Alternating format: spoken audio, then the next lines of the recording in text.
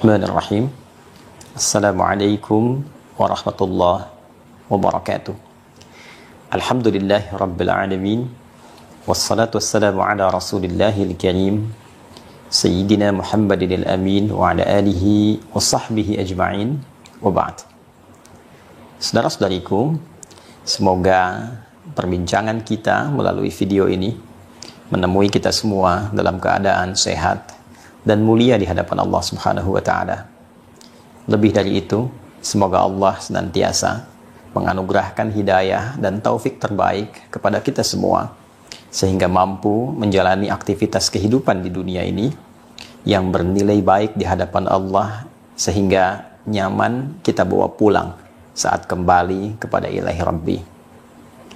Saudara-saudariku, beberapa hari ini ada permintaan dari sebagian teman-teman untuk bisa memberikan pandangan pada satu persoalan yang kiranya mungkin banyak dibincangkan beberapa hari ini terkait dengan pelaksanaan sholat berjamaah yang di dalamnya terdapat susunan saf yang bercampur antara laki-laki dan perempuan dalam satu saf yang sama.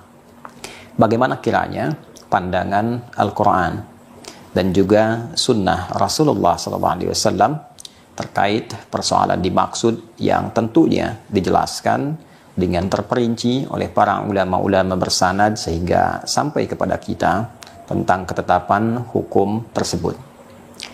Sebelum kita membahas pada inti persoalan, kita akan mencoba memberikan satu pengingat yang kuat terlebih dahulu bahwa sholat itu ditetapkan dalam syariat Islam sebagai ibadah yang paling pokok, paling penting, dan paling menentukan bagi setiap muslim.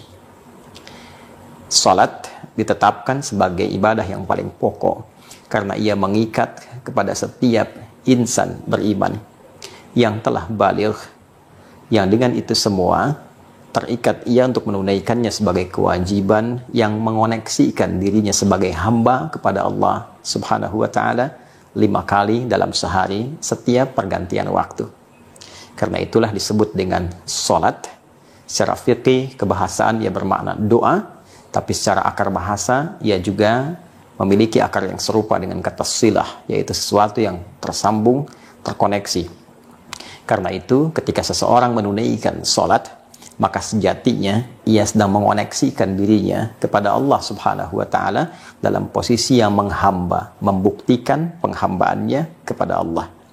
Untuk itulah ketika seseorang telah menyatakan Allah adalah Tuhan saya, asyhadu an la ilaha illallah, maka pembuktian kebertuhanannya dibuktikan lewat ibadah salat.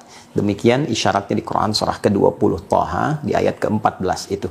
Innani anallahu la ilaha illa ana fa'budni wa aqimis salata li dzikri. Sungguh akulah Allah, kata Allah, yang tiada Tuhan selain aku. Maka buktikan kebertuhananmu kepada aku dengan menyembahku. Dan caranya dengan menunaikan salat agar terkoneksi denganku. Demikian Quran surah ke-20 Thaha ayat ke-14. Singkatnya, salat menjadi ibadah pokok karena ia adalah pokok iman yang membuktikan keberimanan kita, kebertuhanan kita kepada Allah Subhanahu wa Ta'ala.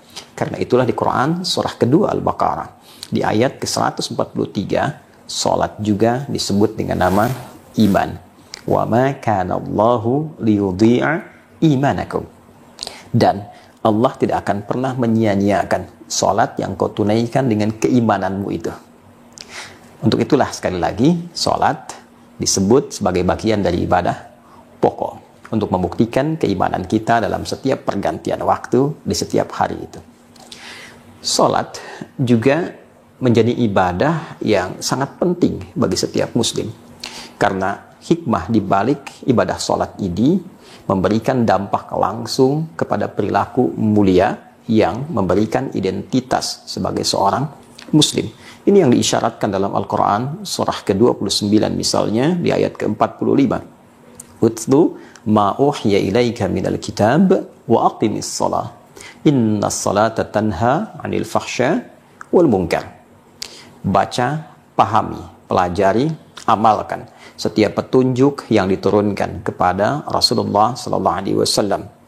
Setelah dipahami itu, amalkan. Di antaranya, tunaikan sholat dengan cara yang benar. Sholat yang benar, yang ditunaikan sesuai petunjuk Rasulullah SAW itu, maka ia akan memberikan dampak pada pelakunya, merubah ia menjadi lebih baik, membebaskan ia dari dua sumber keburukan. Fahsya, keburukan yang bersumber dari syahwat. Pornografi, LGBT, kata-kata jorok, kotor, zina, itu fahsya. Pelaku sholat akan tercegah dari perbuatan fahsya. Mungkar, perbuatan yang diingkari oleh hati yang bersumber dari nafsu perut dan akal. Korupsi, menipu, hoax, berselisih, bertengkar, merampok, membunuh, dan selainnya, itu adalah perbuatan mungkar.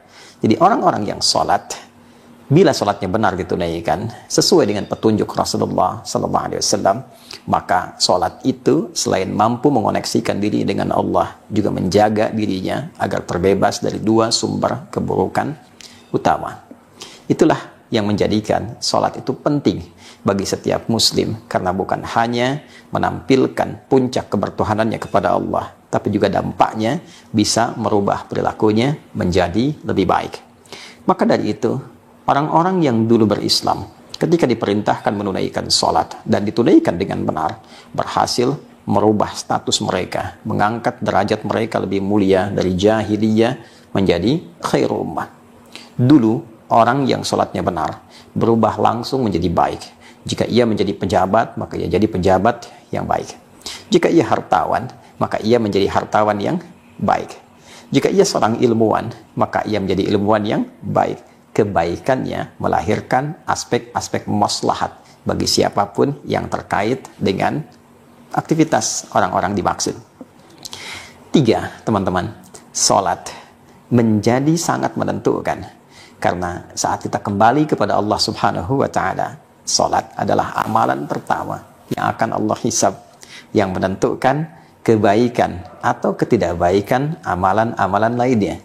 Demikian diinformasikan oleh Nabi Sallallahu Alaihi Wasallam dalam salah satu hadis beliau yang sangat viral itu, Inna awwala ma yuhasabu bihil abdu yaumal qiyamati as-salah, atau kama qala Rasulullah Sallallahu Alaihi Wasallam. Sungguh amal pertama yang akan dihisab oleh Allah Subhanahu Wa Taala dan menentukan bagi setiap hamba itu salatnya. Idza salahat salahas sairu amali. Jika salat itu baik, maka ini menjadi indikator kebaikan amalan-amalan lainnya.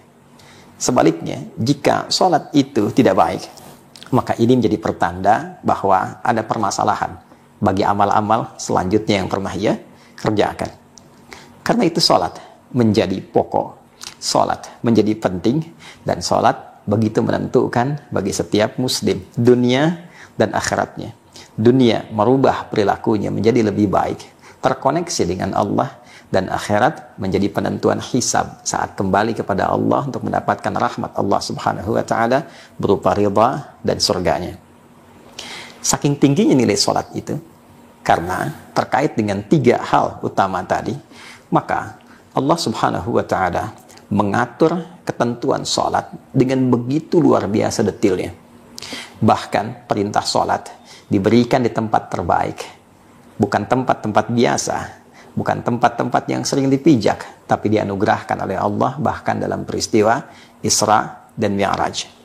Salat selain waktunya ditetapkan dengan teratur. Turun Quran surah keempat ayat 103. Innas salata kanat 'alal mu'minina kitaban mawquta. Salat bagi setiap insan beriman telah diatur waktunya, dari mulai subuh sampai dengan malamnya. Setelah teratur, diminta oleh Allah untuk menjaganya. Turun Quran surah kedua ayat 238. Hafidhu 'alas salawati was salatil wusta wa qumu lillahi qanitin. Jagalah oleh kalian waktu-waktu salat, saling menjaga, khususnya salat pertengahan. Setelah tahu waktunya, jaga, tunaikan dengan penuh kekhusyuan. Diperintahkan kepada Rasulullah SAW untuk mengajarkan bagaimana cara menunaikan salat itu, baik menerangkan syaratnya, rukunnya, penunaian dikala sendirian, dan keutamaan saat ditunaikan dikala berjamaah. Karena itulah Nabi saking jelasnya mengutarakan tentang petunjuk sholat ini sampai mengatakan sallu kama ra'aitumuni usalli. Sholatlah kalian seperti kalian melihat aku menunaikan sholat. Contoh aku, lihat aku bagaimana menunaikan sholat ini. Itulah sebabnya akidah kita saat bersyahadat diikat dengan dua komitmen utama. Asyhadu an la ilaha illallah, kebertuhanan kita yang menegaskan tidak ada Tuhan selain Allah. Yang dengan kebertuhanan itu kita juga berkomitmen untuk menyembahnya. Bagaimana cara menyembah Allah? Wa asyhadu anna Muhammadan Rasulullah. Maka caranya adalah dengan cara mengikuti petunjuk, contoh keterangan dari Rasulullah Sallallahu Alaihi Wasallam.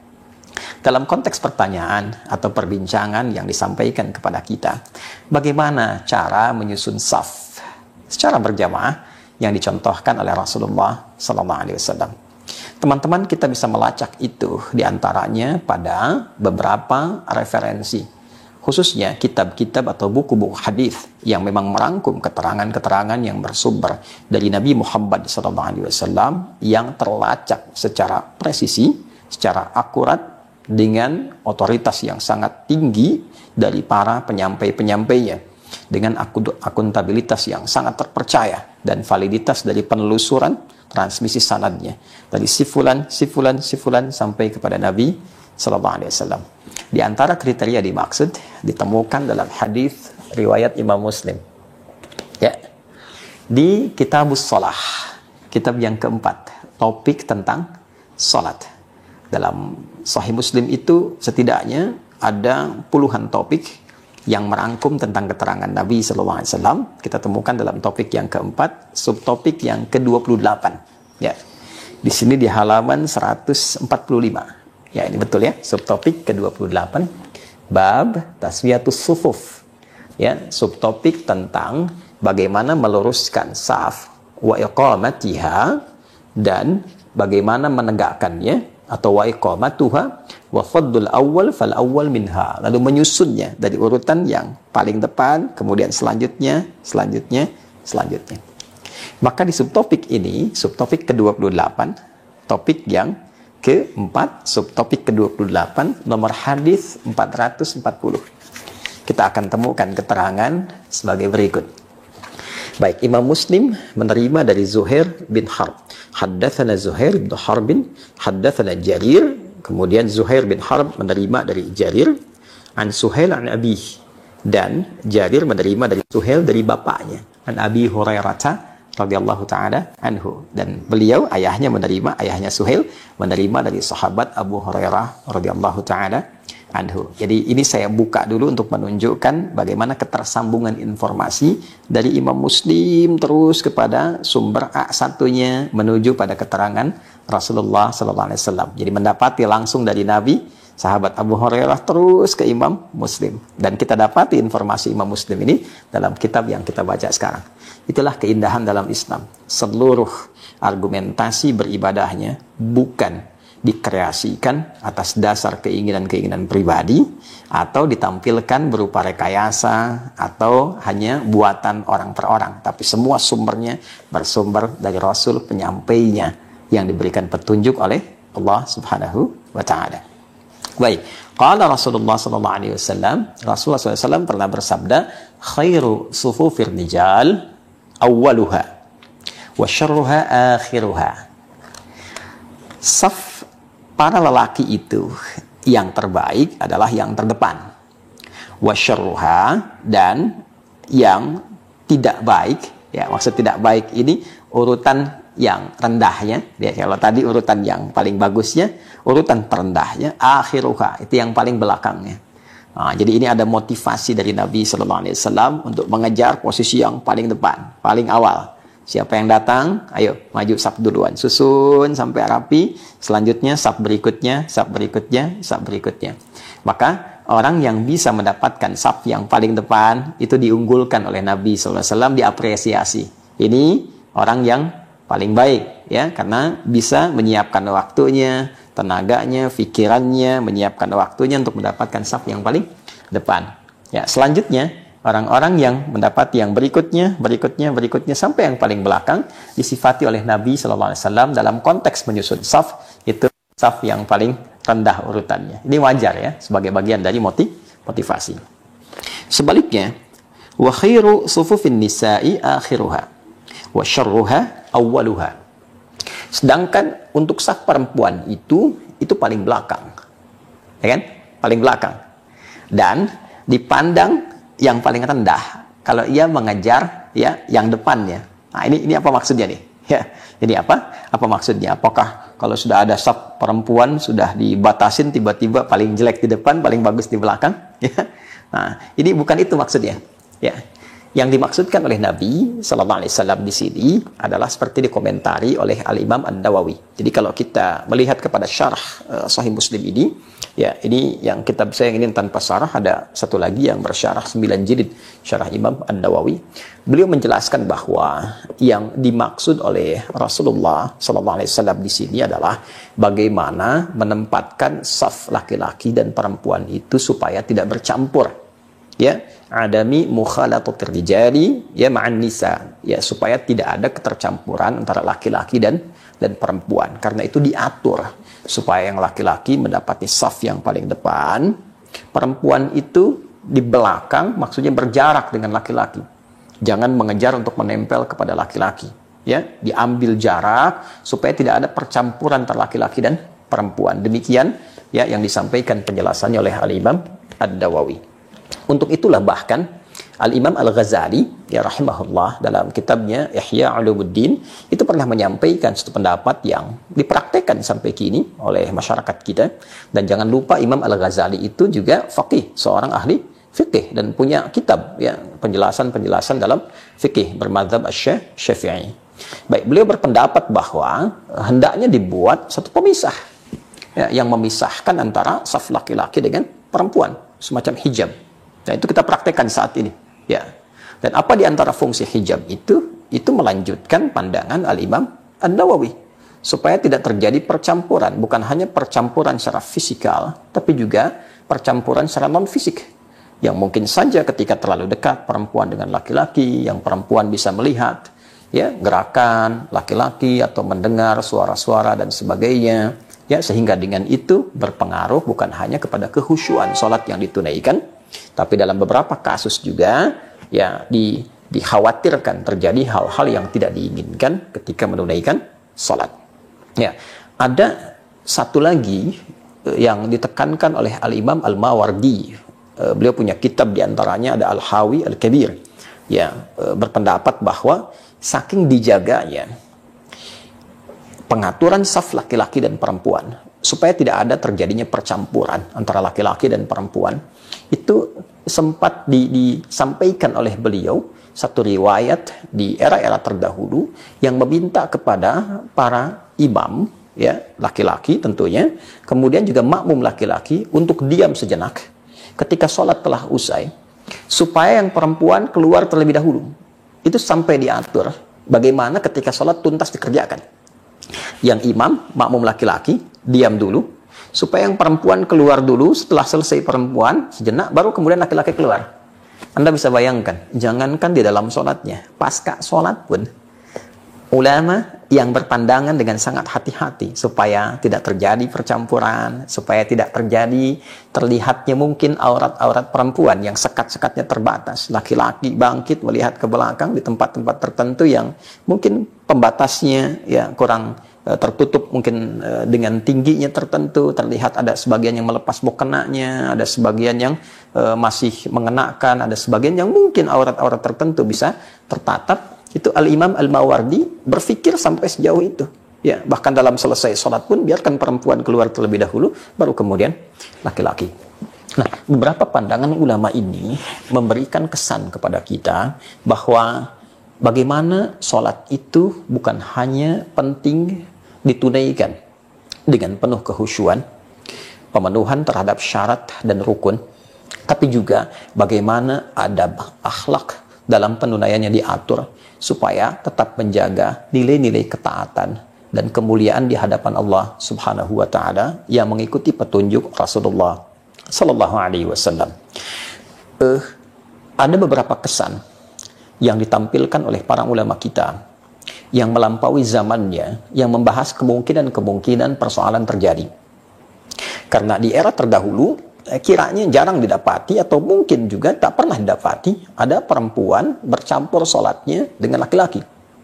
Di era-era sahabat misalnya, tabi'in misalnya. Tapi para ulama kita itu sudah mendiskusikan bagaimana kalau ada perempuan yang bercampur dengan laki-laki di satu saf yang sama. Maka di sini dibagi pada dua bagian oleh para ulama. Yang pertama, jika percampuran dimaksud tidak diiringi dengan adanya pemisah. Laki-laki langsung perempuan, perempuan lagi, laki-laki lagi. Atau laki-laki, perempuan, laki-laki tanpa ada pemisah. Yang memungkinkan adanya sentuhan, ya kan? Baik secara fisik ataupun tak langsung, ya, karena fitrah itu kan tak bisa ditolak, keberpasangan, ya kan? Saling hasrat dan sebagainya, ya kan? Ketika itu terjadi, maka yang pertama ini, kasus pertama dianggap salatnya tidak benar, ya, salatnya batal, salatnya tidak memiliki nilai dalam sahnya salat. Ini sepakat para ulama, tidak ada perbedaan di dalamnya. Jika dalam konteks penunaian itu ada sekat, misal ini laki-laki, kemudian disekat, apakah dengan kursi atau yang lain, lalu ada perempuannya, lalu ada laki-laki lagi dan seterusnya. Maka di sini terbagi dua pandangan ulama. Nah, ulama Hanafiyah berpendapat bahwa berpotensi sholat demikian membatalkan untuk yang laki-laki. Ya, dianggap sholatnya batal untuk yang laki-laki, sekalipun yang perempuan, ya, bisa benar menunaikannya. Benar dalam artian itu dia dari takbir sampai salam, mungkin dia benar menunaikan. Walaupun statusnya bermasalah juga. Jadi dalam konteks berjamaahnya, statusnya tetap bermasalah. Tapi yang laki-laki dianggap batal. Karena boleh jadi ada hasrat-hasrat tertentu, atau ada dalam penunaiannya gambaran-gambaran tertentu yang mungkin berpengaruh dengan keberadaan perempuan yang sholat di sampingnya. Itu pandangan Hanafiyah. Sementara mayoritas, ada Syafi'iyah, ada Malikiyah sebelumnya, juga ada Hanabilah berpandangan statusnya makruh, sangat tidak disukai, kan? Jadi walaupun ada yang menunaikan berjamaah di laki-laki, sekat perempuan, sekat laki-laki dan sebagainya, maka status berjamaahnya sangat tidak disukai, makruh. Ya, Anda datang memenuhi undangan, ya kan? Diatur oleh yang mengundang. Ini laki-laki ya jalurnya, ini perempuan. Tiba-tiba ada perempuan merobos ke safnya laki-laki, ya kan? Ke antriannya laki-laki. Baik, ketika sudah sampai ke depan, yang menerima, ya, yang mengundang itu ketika akan menerima sudah tahu itu bagiannya perempuan, yang ini kok di laki-laki, ya, maka nampak ekspresi ketidaksukaan, ketidaknyamanan, ya, walaupun mungkin dalam kondisi itu melihat sudah ada di depan nih, ya kan, tanggung nih, walaupun disekat nih 1, 2, 1, 2, tapi dia memaksa ingin masuk di bagian laki-laki, ya, ya, yang terjadi seharusnya kan ada yang melarang, ya kan, ini jalurnya ibu, ini jalurnya bapak. Tapi boleh jadi dalam kondisi tertentu, ada mungkin kondisi-kondisi yang merasa punya kedudukan tertentu, ya kan? Oh, saya pengen ke sini aja, saya pengen langsung, ya, bersalamannya lewat jalur bapak karena saya punya kedudukan, ya. Ini pejabat A, ini pejabat B, sehingga yang ingin melarang petugas akan tak punya kuasa di situ, ya. Tapi tetap ketika menerima, ya, orang yang punya hajat untuk mengundang itu ketika menerima merasa tidak nyaman karena bukan tempatnya di situ. Sekalipun dia punya kedudukan, punya jabatan, namun telah diatur posisinya.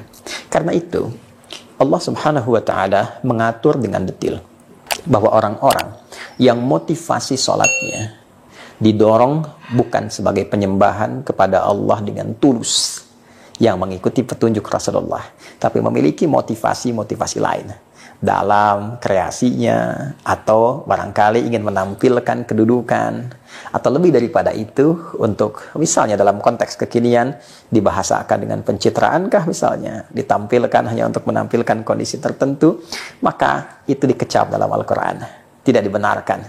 Sehingga Allah memberikan pandangan yang langsung dengan firman-Nya, fawailul lil musallin alladzina hum an salatihim sahun alladzina hum yura'un. Demikian di surat Al-Ma'un itu. Maka ada potensi celaka bagi orang sholat. Ya, wail di situ dikecam, sesuatu yang tidak dibenarkan, melebihi tidak disukai.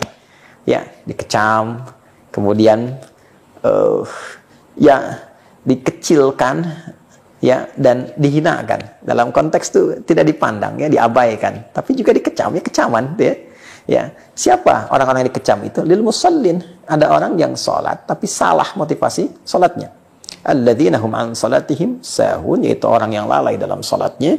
Ya, siapa itu? Alladzina hum yuraun, yaitu orang-orang yang ingin dipandang oleh makhluk, orang-orang yang ingin mengesankan citra tingginya, orang-orang yang ingin menghadirkan pencitraan bagi dirinya. Salat seharusnya menampilkan penghambaan kita kepada Allah, ingin dilihat Allah, itulah ihsan. Ketika salat dilakukan ingin dipandang makhluk, ingin dilihat makhluk, ingin dicitrakan makhluk, maka berubah dari penghambaan kepada Allah menuju sifat ria yang ingin diangkat oleh makhluk. Salat itu ibadah untuk bersujud. Sujud artinya merendahkan. Semakin kita merasa rendah, maka Allah meninggikan. Sebaliknya, ketika seorang menunaikan salat dan merasa dirinya tinggi, maka ia rendah di hadapan Allah. Fawailul lil musallin. Untuk itu, saudara-saudariku, yang ditampilkan ini adalah pencerahan. Bukan untuk memojokkan, bukan untuk merendahkan, bukan untuk mencela atau digunakan sebagai peluru untuk menghujam orang lain. Tidak. Ini justru untuk pencerahan kita semua supaya mendapatkan keterangan-keterangan jelas baik dalam Al-Quran ataupun dalam hadis-hadis Nabi Muhammad Sallallahu Alaihi Wasallam. Tentu setiap aktivitas telah dilatar belakangi oleh motivasi, mungkin juga memiliki argumentasi, tapi demikian pandangan para ulama yang disampaikan, baik dari segi adabnya, runtutan dari dalil-dalilnya, argumentasinya, sampai sikap kita menghamba di hadapan Allah Subhanahu wa Ta'ala.